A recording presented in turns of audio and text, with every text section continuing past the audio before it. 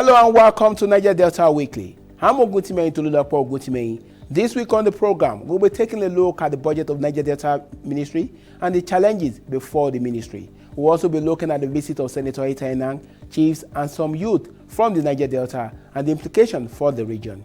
You know you can follow us on our various social media platforms on your screen and also give us feedback on the areas in the Niger Delta that need urgent attention of the ministry. We'll take a quick break and when we come back, we'll unload the package.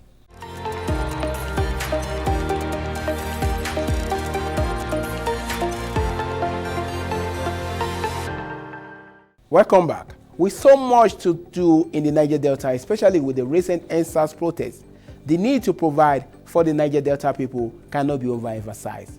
While the desire of the uncommon transformer to turn around the fortune of his people has made him to cry out over the recent budget allocation to the Niger Delta Ministry. The Minister of Niger Delta, Senator Godswill Akpabio, has stated that 26.592 billion allocated to the ministry in the 2021 budget as meager and grossly inadequate. Akpabio gave this indication when he defended the ministry's 2021 budget estimate before the Senate Committee on Niger Delta Affairs, chaired by Senator Peter Nwabushi, before the committee went into closed session. Let's take a look.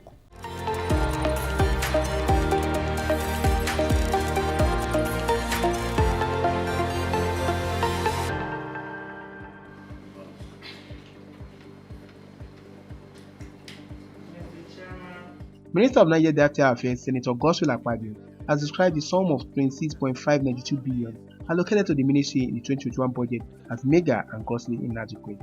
Akpabio gave this indication when he defended the ministry 2021 budget estimate before the Senate Committee on Niger Delta Affairs, chaired by Senator Peter Nwabushi, before the committee went into closed session.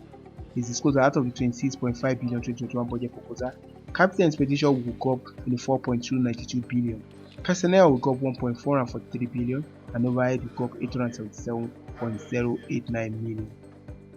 For the 2020 budget, the total sum of 23.4 billion was approved as 2020 appropriation. After the national budget was amended, this came down as a result of the COVID-19 pandemic. This came down to 21.7 billion for capital expenses and 1.1 billion for recurrent, respectively. In terms of releases, capital overhead and personal expenditure, we had 10.8 billion for capital and 432 million for recurrent and 1.1 billion roughly, representing 50%, 72% and 19% respectively. The performance in terms of funds released is about 10%, 86% and 99%, covering capital, overheads and personal expenditure. So, Mr. Chairman, for the 2021 budget proposal, it's already before you. We took cognizance of the MTEP, the medium-term expenditure and fiscal strategy paper, and we also complied with the zero-based budgeting, the BB approach, and we also took cognizance of the Economic Recovery and Growth Plan, ERGP. He said that 2.240 billion will be spent on housing and urban development, community development and education, 265 million, economic empowerment, 980 million, environmental management, 963.639 million, and general services, 60 million. He added that 19.533 billion earmarked for infrastructure development, 15 billion will be spent on the East-West Road, and 4.5 billion for other road projects. He said that the planning, research and statistics will go up 220 million, monitoring and evaluation 70 million, 60.4 million will be spent on surveys. The ministry's projects are aimed at restoring growth, investing in our people, and building a globally competitive economy and the developmental areas we focus are all outlined in the paper, from road to housing, civil acquisition, electrification, water supply, dredging, construction of jetties, canalization, erosion, flood control, youth and women empowerment, and training, baseline survey of oil and gas communities, of course, agriculture, we're looking at integrated farming and all that. So let me say that for the Ministry of Niger Delta Affairs, the 2021 capital budget proposals, in summary, are as follows. They are all outlined there. You see community development, economic empowerment, environmental, bringing the total cost to about 24.2 billion. But significantly, Mr. Chairman, you will notice that we have devoted the largest chunk of the budget towards the east-west road. Historically, the east-west road, before I came in as minister with my colleague, was given to the PIDF, Presidential Infrastructure Development Fund. But not much was moving because of the inability to agree, since it was already a brown project and was not a greenfield project. So, and they are used to greenfield projects where they have to look at the commercial viability. So we applied to Mr. President that if it is returned to the Ministry of Niger Delta, we can use concerted effort to see how we can complete that project by December 2021 for the benefit of the people of Niger Delta. And in this case, we are looking at Section 1 to Section 4. Section 5 has not started at all. That is the one between Oron and Calabar. But Section 1 to 4 started in 2006. And that is from Warri all the way through Bayelsa, through Rivers State, all the down to Edo, down to the Delta, down to Akwa Ibom State. So we are very committed as a ministry towards the completion of that work. So you see the last chunk of the infrastructure for 2021 is devoted to the east-west road in terms of capital outlay, about 15 billion. Then other infrastructure is about 4.5 billion in total. So bringing that together with the personnel costs and others to 24.2 billion. So what are the challenges before us, Mr. Chairman? The 2021 budgetary proposal in the total sum of 26.5 billion for us in the ministry is considered very meager, because we had about 345 ongoing projects, but we had to drop most of the ongoing projects, particularly those that had not gone above 20%, in order to take on the most important one that we find for the region. So whatever the Ministry of Finance is able to put in the East-West Road, we have even invited the Niger Delta Development Commission, because the East-West Road is located within their domain, to also make contribution towards a concerted effort to bring Section 1 to 4 of the East-West Road to an end.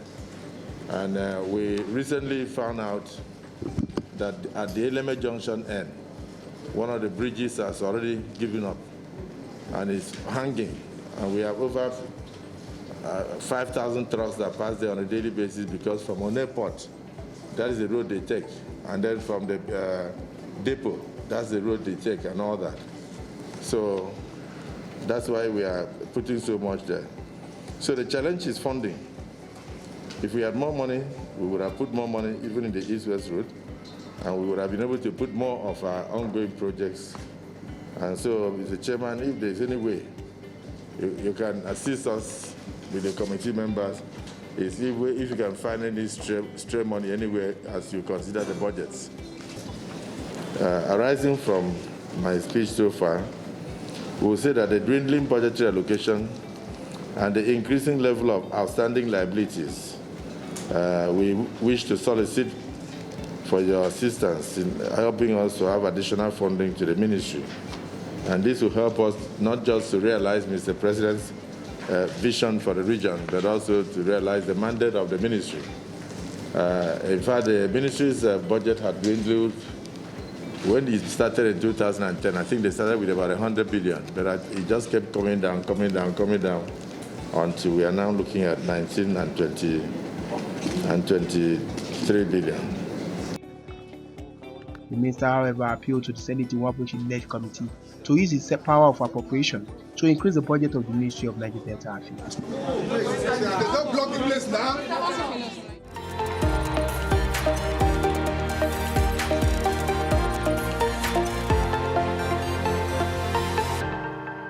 Away from that, recently the issue of 13% derivation has been at the front burner.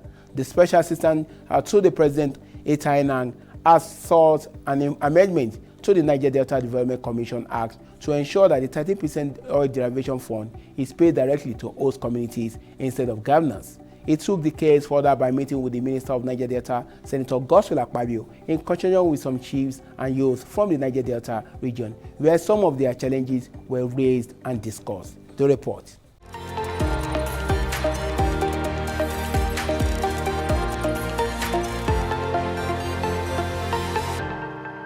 Those of us who are here, 13%. Yes, sir. Yes, sir. Amid mounting allegation of diversion of 13% oil derivation fund leveled against oil producing states, the Special Assistant to the President, Etainang, has sought an amendment to the Niger Delta Development Commission Act to ensure that 13% oil derivation fund is paid directly to host communities instead of the state governors, as majority of the communities have been accusing the governors of diverting the money, thereby denying the people the basic necessity of life. The Special Assistant to the President sought audience with the Minister of Niger Delta, Senator Godswill Akpabio, in company of some of the chiefs and Niger Delta youth, seeking support of the Minister in the agitation of the people of the region. We've handled a few things. Firstly, the 13% derivation, which we've taken to almost a point of decision. We've handled the gas flare, which we've taken to a very high point. We've been handling other community issues, and now we are handling the question of ensuring that the 13% derivation does not only relate to petroleum, but it applies to all mineral resources in the entire country. I've also been working with them in ensuring that all the states in the Niger Delta set up the oil mineral producing, the derivation, we call it the Mineral Derivation Commission at the federal level to apply in respect of all minerals, not just oil minerals, and that all states, particularly in the Niger Delta, set it up, particularly Akwa Ibom, Rivers, and Bayelsa, which do not have. So today we said we needed to come and brief the minister in charge of Niger Delta Affairs, so that he will be on there, that everything will sync together, and then we take off from there. Who knows everybody to introduce our delegation. Some of the chiefs and youth leaders heard their opinion on the agitation and why it will go a long way in helping the people of the region. Your Excellency, we are here to appeal to you that you need to throw your voice behind the agitation of the host community, asking for that the highly endowed denied prerogatives of gas flare directed anymore. Your Excellency, I know you are very much aware of the issue of the 98 billion first approval for gas flare. As the IOC and the oil and gas industry will have it, the international law stated that 1,000 standard cubic gas flare is penalty paid to the host community when gas is being flared, $2.50 per 1,000 standard cubic gas flare. This money is paid by the IOC, the NOC, the DPRO pay this money to CBN, DCBN, and pay this money to Federation account, which is an obligation, instead of the host community. When we suffer industrial pollution, when we suffer environmental degradation, corrosion, acidic rain, and health hazard, so on and so on. Your Excellency, we are saying that you should throw your weight behind what HOSCOM is asking for on the issue of this gas flare payments to the host community. One. Two, that you should throw your weight behind the host community on the issue of the pipeline surveillance. That only one man will control all pipeline in Nigeria and the communities are not involved. And we all agree that 10,000 youth should be recruited and should be employed and empowered through pipeline surveillance. We've done that, and over 2 years now, none of these skills have been employed on the issue of pipeline surveillance. Sometimes our children will behave somehow. We may not blame them because no work, nothing, and they feel neglected. Your Excellency, we are here to say that my leaders are here, they say one thing to the other, but all we are saying is that we come to ask, to plead with you, to pray what we and ask our Honorable Minister, Senator SSA to the President, that you should also join voice with his voice in all that we are agitating for. At the end of the End-Style protest, our boys issued ultimatum of 21 days to pull down resources in the Niger Delta. By implication, we felt that it was going to be very injurious at this time. So as elders of the host communities, we got in contact with the voice. I told them some of the issues they raised in the 11-point agenda demand were already being taken care by government as of now, and that it was wise not to do anything, but that so that they can have confidence in government. We invited them to come with us, and we led a delegation to the Deputy Senate President last 2 weeks. Some of them were there, and we told him that it was necessary that he should intervene. But before then, the SSA to Mr. President of Niger Delta Affairs has done a lot of good work. So we now came back today to meet him to know what is the position. We're very proud of him. He has represented Niger Delta. Secondly, Your Excellency, I'd like to commend more especially His Excellency Mr. President for the payment of the scholarship of our boys suffering abroad. I'd only like to commend you because I'm a fighter myself, for the dogged way you have fought with the people in the National Assembly.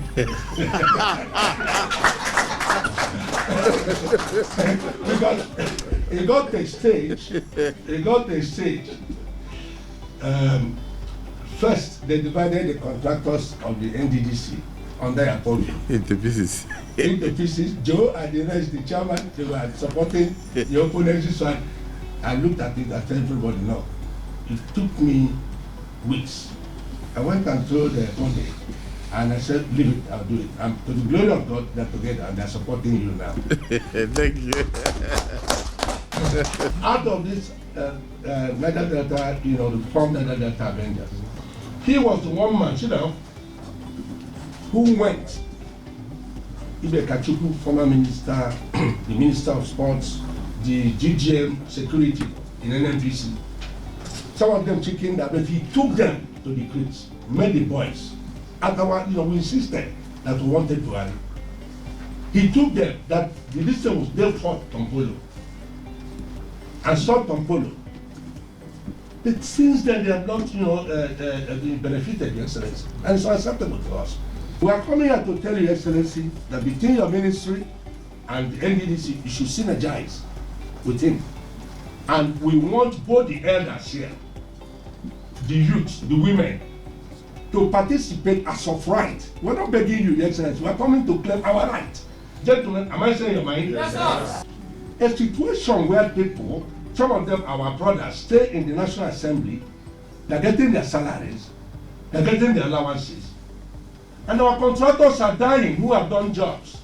Our youths are suffering. No! This country belongs to all of us. And these are the people from where the wealth is gotten. Take us to go and see the president and make our case. Don't make a case for us. We will make a case to support you. They should embargo the account. Or the president should go and look for money and give to you. Pay some of the performing contractors those, about 3 people died last week. They would say they wanted to do, I said, you can't do it. We are coming to see His Excellency, our leader, and I'll tell him. And I'm happy. Glory be to God, I have told you. Let me appeal to you that the Niger Delta is awash. The floods are there, right up to the neck. People are displaced. We have not seen anybody from the federal level and NIMA or what they call it. Nobody has come to do anything for us. Drinking water is a major, because that if you don't get good clean drinking water, they will start having cholera and dysentery and all that. So we need to get some system to be able to purify the water quickly for them to use. The Minister of Niger Delta, Senator Godswill Akpabio, commended the delegation led by Special Assistant to the President, saying their request to be presented to the President while calling on them to remain calm.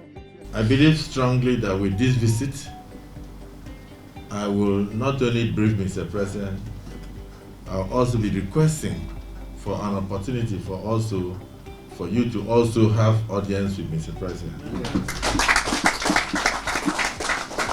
But I'll plead that when such opportunity comes, we can have a mixed crowd. I know there is also another group in the Niger Delta among the traditional fathers that they call Tronco. But let me commend you for the peace we have witnessed in the last years of the Niger Delta. Because if the youths were not peaceful in Niger Delta region, it would have affected the total economy of Nigeria.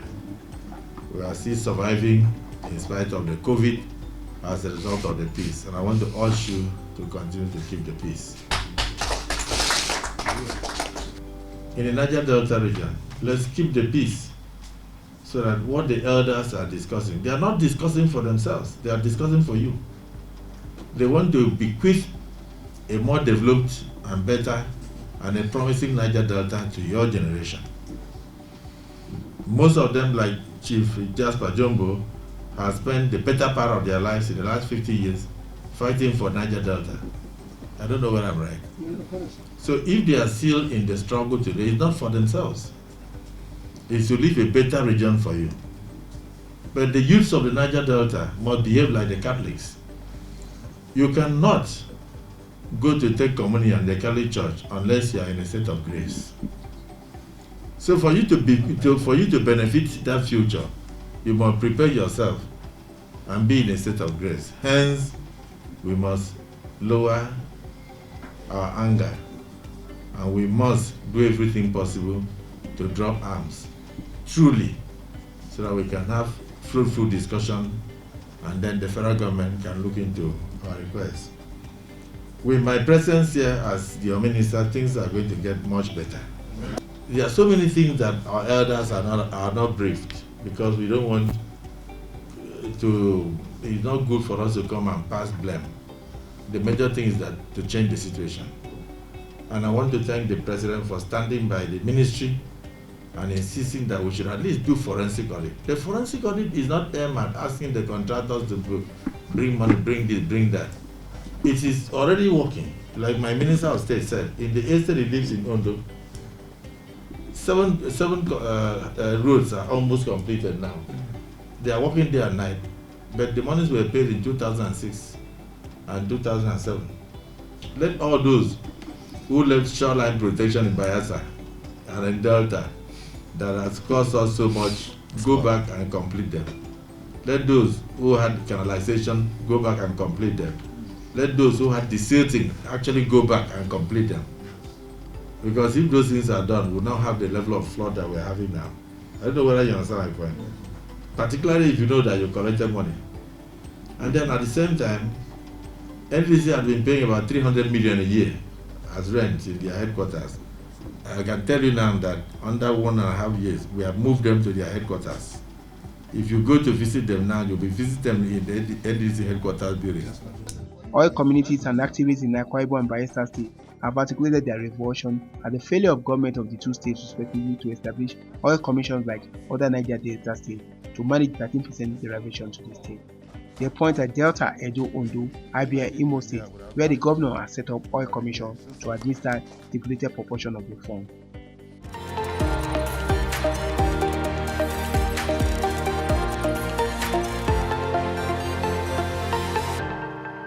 And that is the size of the package for today. But don't forget to get back to us on our various social media platforms on what you likely want to see done in the Niger Delta. I'm Ogutimehin, Tolulope Ogutimehin.